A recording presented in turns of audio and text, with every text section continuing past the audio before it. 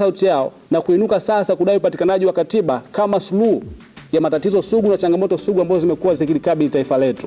Hiyo ndio kauli ambayo itatuongoza, ni kijana na katiba, na tumekwisha kuanza kutumia kauli hiyo. Hata t-shirt niliyovaa hivi sasa imeandikwa kijana na katiba.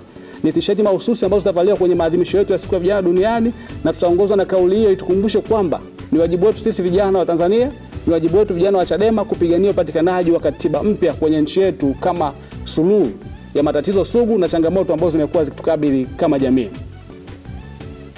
Kupitia siku ya vijana tutakuwa na mijadala mahususi sana itakayojadili juu hatima ya vijana wa nchi, mustakabali wetu wa vijana kiuchumi, kijamii na kisiasa. Pia tutajadili masuala ya kisera na kikanuni kuelekea kukuza ushirikiano wetu na vijana wa nchi nyingine duniani kote. Tutajadili juu ya sera ya vijana ya Afrika Mashariki ya mwaka 2013. Tutajadili juu ya azimio la SADC kuhusu maendeleo na uwezeshaji wa vijana wa mkakati wa Umoja wa Mataifa namba 5 wa mwaka 2030. Tutajadili juu ya mpango kazi wa Jumuiya ya Madola wa uwezeshaji wa vijana wa mwaka 2015. Tutajadili lengo namba 2 la malengo endelevu ya Afrika la mwaka 2063. Yote ni kutuwezesha vijana kuendana na kasi ya uwezeshaji na ukuaji wa vijana wengine duniani kote.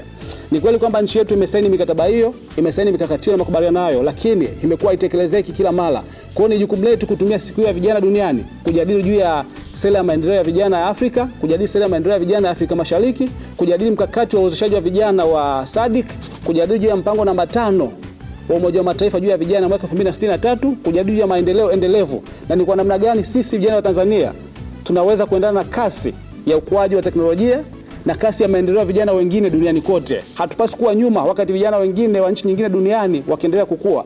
Ni fursa yetu sasa, niombe vijana wengine wote wa Tanzania kuitumia siku hii ya vijana duniani kujadili ni kwa namna gani tunaweza kuendana na sera nyingine za kimataifa, za kikanda ambazo nchi yetu ni wanachama na ambazo nchi yetu imesaini, kwa sababu sera hizi zote zimeweka msingi imara wa kumtambua kijana kama nguzo kuu ya maendeleo. Zimeweka msingi imara kwa namna gani vijana kwenye jamii zao wataweza kulinda haki zao, wataweza kusimama imara na kuwa katika nguzo ya maamuzi ya kisiasa, kijamii na kiuchumi.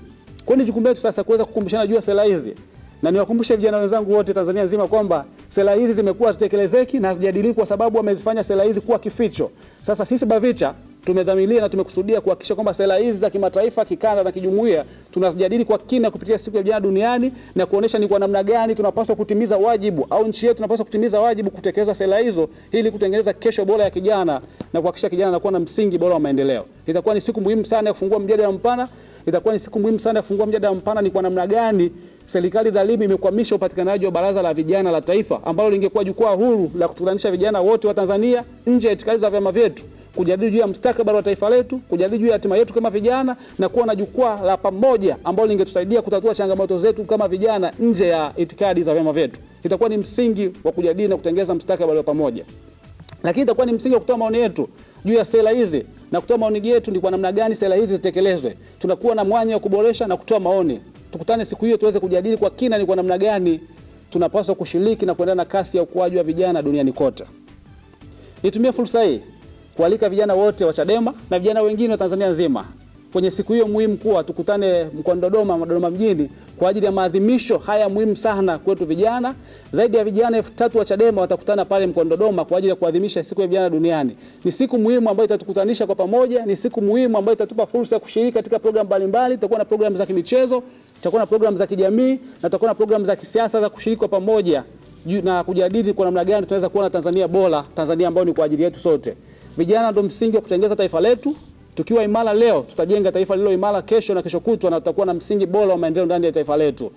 Nitakuwa ni fursa pia kujadili kwa namna gani tunaweza kuwa na njia bora ya kulinda rasilimali zetu na sisi wenyewe vijana kuwa wanufaika wa rasilimali zetu. Tusishie tu kuwa watumikaji wa kisiasa na kusindikiza watu wengine wakifanikiwa kwenye siasa, bali tutengeneze msingi wetu wa kisiasa. Dodoma itakuwa ni Chadema na vijana wote wa Chadema watakutana Dodoma. Ni tarehe 12 mwezi wa 8 siku ya vijana duniani. Tukutane Dodoma mwaka huu, tunawakaribisheni wote. Na niwaagize wajumbe wote wa kamati tendaji na wenye viti wa majimbo, mikoa na kanda wa Chadema, Baraza la Vijana Chadema kuanzia sasa kuanza maandalizi kama ambavyo kikao cha kamati tendaji kiadhimia na kupitisha ya kwenda kwenye siku ya vijana duniani na kushiriki mkoani Dodoma. Kila mkoa, kila jimbo na kila kanda ihakikishe wanafika Dodoma tarehe 12 mwezi wa 8 kwa ajili ya kuadhimisha siku hii muhimu ya vijana duniani kote. Na niweke nukta nzuri hapo kwamba ni Chadema pekee kwa miaka yote imekuwa ikishiriki na kuadhimisha siku hii kwa ukamilifu wake na kujadili juu ya masuala ya vijana duniani, kwa sababu ni baraza la vijana pekee la Chadema tunatambua msingi wa vijana, umuhimu wa vijana na kutetea majukumu na maslahi ya vijana ndani ya taifa letu.